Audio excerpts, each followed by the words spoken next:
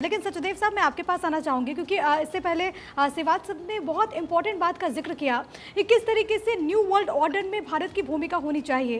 क्या लगता है, क्योंकि अभी जो सिनारियो बन रहा है, खासतौर पर जो न्यू वर्ल्ड ऑर्डर की बात कर रहे हैं और भारत का जो कद है वो बढ़ रहा है, भारत के इस प्लेस पर किस तरीके से रोल होना चाहिए? क्योंकि अमेरिका तो हमारे साथ है ही, लेकिन बाकी के मुल्क, रशिया क्योंकि हमारा बहुत अच्छा दोस्त है, बाकी के मुल्कों को भी साथ लेकर के चलने की आवश्यकता।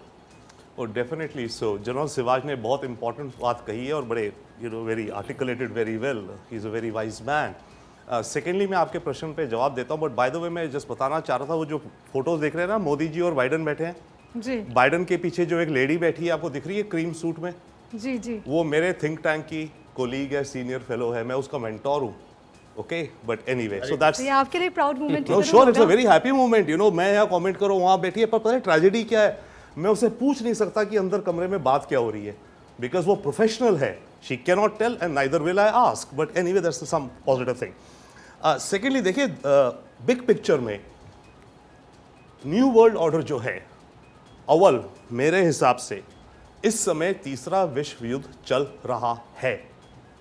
ये नहीं है कि कब होगा विश्व युद्ध, हो चल चुका है। ये 24 फरवरी पिछले साल से न्यूक्लियर नहीं हुआ, छोड़िए, पर तीसरा विश्व युद्ध चल रहा है। कब खत्म होगा कह नहीं सकते।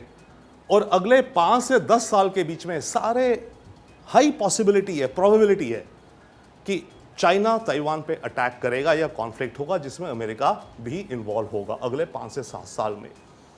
अमेरिकन इंटेलिजेंस और थिंक टैंक्स ने वॉर मॉडलिंग करते हैं ना सर लोग, जनरल सिवाज, जनरल सिन्हा लोग, कि क्या होगा अगर ऐसा कॉन्फ्लिक्ट हुआ। उसमें ये आ रहा है कि अमेरिका को नुकसान होगा, अमेरिका की करीब 200 वॉरशिप्स उड़ जाएंगी, अमेरिका के करीब 400 प्लेन उड़ जाएंगे, बट चाइना की मानो 300 वॉरशिप्स उड़ जाएंगी, चाइना को ज़्यादा नुकसान होगा। अमेरिका इस समय उस कॉन्फ्लिक्ट की तैयारी कर रहा है, नाउ वर्किंग बैकवर्ड्स। उस कॉन्फ्लिक्ट की जो तैयारी अमेरिका को करनी है, मैं वापस आया तो शाम को आपसे बात हो रही थी, अमेरिका का डिफेंस इंडस्ट्रियल बेस खोखला हो चुका है। अमेरिका की बड़ी बड़ी कंपनीज हैं, no doubt, Boeings and Raytheons and Northrop Grummans and all, technologies भी है उनसे, हम ले रहे हैं इस समय, राइट, पार्टनरशिप।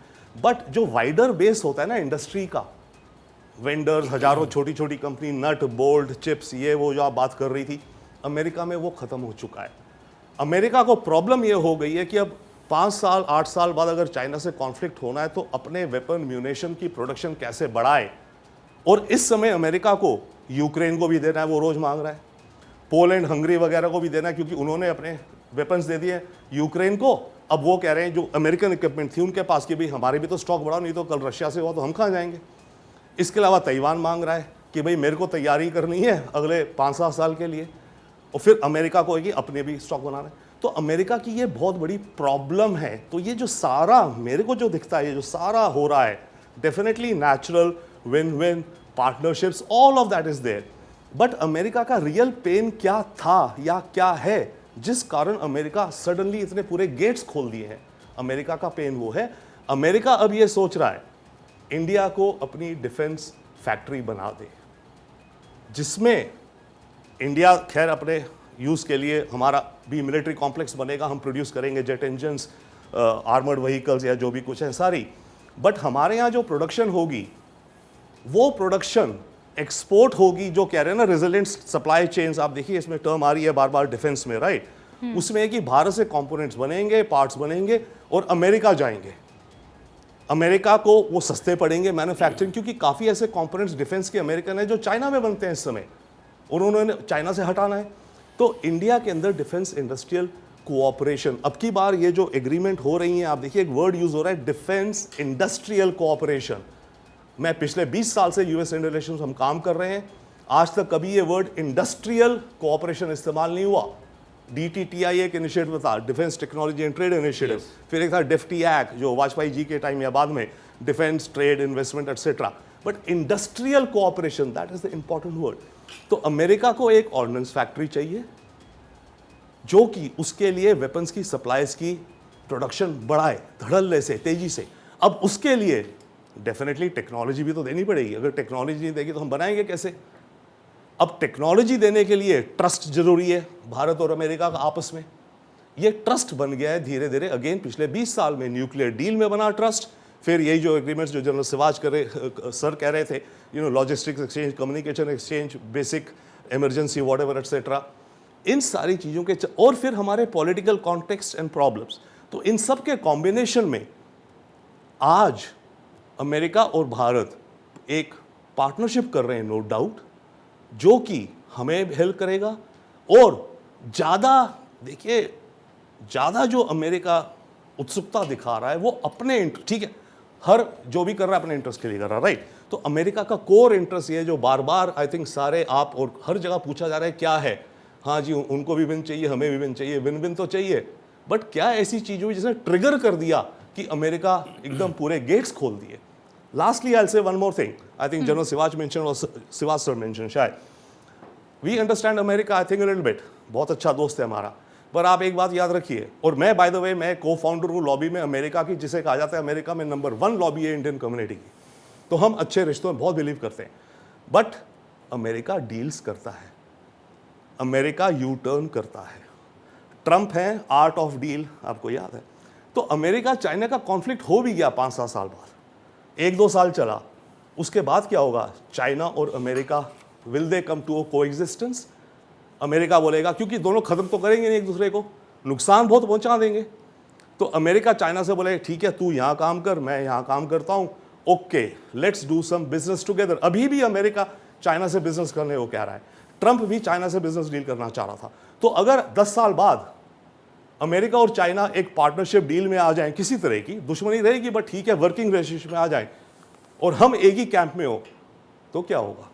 तो आई थिंक हमारे जो प्लानर्स हैं, लीडर्स हैं, स्ट्रेटजिस्ट हैं, सिवा सर जैसे, आप सर जैसे, सिन्हा सर जैसे, एंड ऑफ कोर्स देयर, ये इन सब चीज़ों को देख रहे हैं, तभी हम एक किसी पाले में नहीं जाएंगे और ना जा सकते हैं, ना जाना चाहते हैं। और But शायद yes, शायद यही वजह है, आप देखेंगे कि इससे पहले प्रधानमंत्री नरेंद्र मोदी के रिश्ते बहुत अच्छे ओबामा के साथ भी रहे, उसके अलावा हमने देखा कि डोनाल्ड ट्रंप के साथ भी उनके रिश्ते बहुत अच्छे रहे, और वही कमोबेश जो है वही दौर जो है वो अब देखने को मिल रहा है जो बाइडेन के साथ भी। हमारे लीडर्स, हमारे मेकर्स, पॉलिसी मेकर्स इस बात से इत्तेफाक रखते हैं और इस बात को लेकर भी बखूबी जो प्लानिंग है वो यहाँ पर की जा रही है। लौट रही हूँ सर आपके पास, लेकिन सिवाज सर मैं आपके पास एक बार फिर से आना चाहूँगी, क्योंकि जब हम आधुनिकता की बात करते हैं और ये कहते हैं कि समय समय पर जो रक्षा उपकरण है उसको आधुनिक करना चाहिए, ये ज़रूरत तो ऐसी नहीं है कि आज महसूस हो रही है, आप भी सर इतने टाइम तक सर्विस में रहे हैं, ये ज़रूरत तो पहले भी महसूस होती थी, लेकिन आज ऐसी डील्स क्यों हो रही है, ये भी एक सवाल उठता है। क्या पहले ही ऐसी कोई पहल नहीं हो जानी चाहिए? हाँ बिल्कुल, देखो पहले तो भारत की खुद की सोच कुछ ऐसी थी कि हम ज्यादातर हथियार खरीदते थे, हम ये सोचते नहीं थे कि ये मेक इन इंडिया कर सकते हैं, भारत के अंदर ये काबिलियत और क्षमता है कि बना सकते हैं। ये ज्यादा चेंज आया है जब से प्राइम मिनिस्टर मोदी आए हैं, उन्होंने ये आपको विश्वास दिलाया है कि हम हथियार इंडिया बना सकता है। 2 कॉरिडोर बनाए, एक नॉर्थ में आपका यूपी में, एक साउथ में बेंगलोर के पास, और हम ज्यादा हथियार खुद बनाने लगे, और धीरे धीरे जो हमारी ये प्रोग्रेस आई तो उससे हमारा बहुत ज्यादा कॉन्फिडेंस बढ़ा, और आज हम 50 से 40% अपने हथियार खुद बनाने। कौन सोच सकता था कि हम एयरक्राफ्ट कैरियर भी बना पाएंगे, जिस प्रकार से हमने INS विक्रांत को बनाया, हम सबमरीन बना रहे हैं, हम शिप बना रहे हैं, हमने तेजस मार्क 1 बना दिया, अब तेजस मार्क 2 बनाएंगे लाइट कॉम्बैट एयरक्राफ्ट। मगर ये सच्चाई थी कि भारत जो हथियार बाहर से लेता था वो भी ज्यादातर रूस से, क्योंकि अमेरिका ने हमको ना वेपन देने की बात की, आज से 25-30 साल पहले, 30 साल पहले स्पेशली, वो पाकिस्तान को तो हथियार देता था मगर भारत को उसने कोई हथियार नहीं, और इसलिए भारत है वो रूस की तरफ गया। रूस ने टेक्नोलॉजी को कभी ट्रांसफर नहीं किया, रूस ने इस्तेमाल किया भारत को इस हिसाब से, उसने हथियार दिए जब हमें जरूरत थी, मगर हमारे को टेक्नोलॉजी नहीं दी, और टेक्नोलॉजी को देश देता भी नहीं, इसलिए भारत अपनी टेक्नोलॉजी डेवलप नहीं किया। जिस प्रकार से इंजन की बात कर रहे हैं, हमने बहुत ट्राई की, हमारा जो कावेरी इंजन है वो भी वर्क इन प्रोग्रेस है, उसको हम सक्सेस नहीं हो पाए। मगर अब जो माइंडसेट चेंज हुआ, एक तो अमेरिका को भारत की जरूरत है, और इसी प्रकार से 2000 के बाद जैसे जो भी गवर्नमेंट आई उसने भारत के साथ तालमेल किया, और हमने फाउंडेशन एग्रीमेंट्स एक प्रकार साइन की, और धीरे धीरे ये कोऑर्डिनेशन कोऑपरेशन बढ़ने लगा, और हथियार भारत खुद बनाने लगा, अमेरिका हमें सपोर्ट करने लगा। तो ये सारा माइंडसेट चेंज हुआ। अगर अब हम देखें, हमें एक चीज का बहुत ध्यान रखना है, हमें जल्दबाजी में ऐसा नहीं करना कि सारा का सारा हम एकदम अपना जो ध्यान अमेरिका की तरफ ले जाए और अमेरिका के पलड़े में आ जाए, वो भारत के लिए अच्छा नहीं होगा।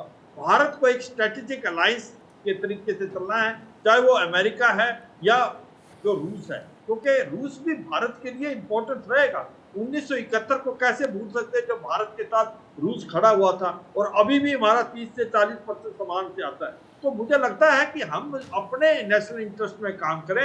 अमेरिका तो चाहेगा कि भारत पूरा का पूरा अमेरिका के एक प्रकार से की तरफ आ जाए और वो रूस को छोड़ दे, मगर ऐसा भारत कभी नहीं करेगा। भारत स्ट्रेटेजिक पार्टनर बन के रहेगा दोनों तरफ से, और एक इंडिपेंडेंट फॉरेन पॉलिसी को फॉलो करेगा, और भारत किसी के साथ मिलिट्री अलायंस नहीं करेगा। और ये बहुत इंपॉर्टेंट चीज है। जो हथियार भारत में बढ़ेंगे वो दोनों देशों को फायदा है, भारत को भी फायदा है और अमेरिका को भी, क्योंकि ये हथियार भारत में चीप बनेंगे। और सच्चाई यह है कि सप्लाई चेन जो एक चाइना में थी, अब सब ने देखा कि जब कोविड के अंदर चाइना एक डिक्टेट करता है, चाइना आपको एक्सप्लॉइट करता है। अब वो समय आ गया कि ये सप्लाई चेन जो है चीन से हटके दूसरी जगह जाए। ये डीकपलिंग ऑफ चाइना इसीलिए हो रहा है, ये चाइना की अपनी गलती है। चाइना ने अपने आप को एक्सपोज कर दिया, तो इसीलिए भारत के ऊपर ध्यान दिया जा रहा है। भारत ने एक ऐसा इन्वायरमेंट क्रिएट किया है जो कि फॉरेन इन्वेस्टमेंट के लिए भी एक प्रकार से ईज ऑफ डूइंग बिजनेस है। तो मुझे लगता है कि जो भी कार्रवाई भारत कर रहा है बड़ा सोच समझ के कर रहा है, और मुझे लगता है प्राइम मिनिस्टर मोदी को एक प्रकार से आपको बहुत श्रेय देना पड़ेगा। एक सोच विचार करके एक बहुत ही आपको कहेंगे कि समझी सूझी समझी साजिश और एक लीडरशिप के साथ वो कार्रवाई कर रहे हैं। और जैसे आगे समय आएगा, भारत अपने हथियार खुद बनाएगा। भारत हथियार बाहर से बहुत कम लेगा, और भारत हथियार make in India make for world, ये एक जो नारा है ये बहुत इंपॉर्टेंट है। और भारत जो है एक ऐसा देश बन के उभरेगा जिसकी अपनी इंडिपेंडेंट फॉरेन पॉलिसी। सबको पता है आने वाले समय में एक जो पटका होगा जो अमेरिका और नेटो कंट्री का, दूसरा होगा जो चीन जिसके साथ रूस, ईरान, नॉर्थ कोरिया, और तीसरा होगा भारत।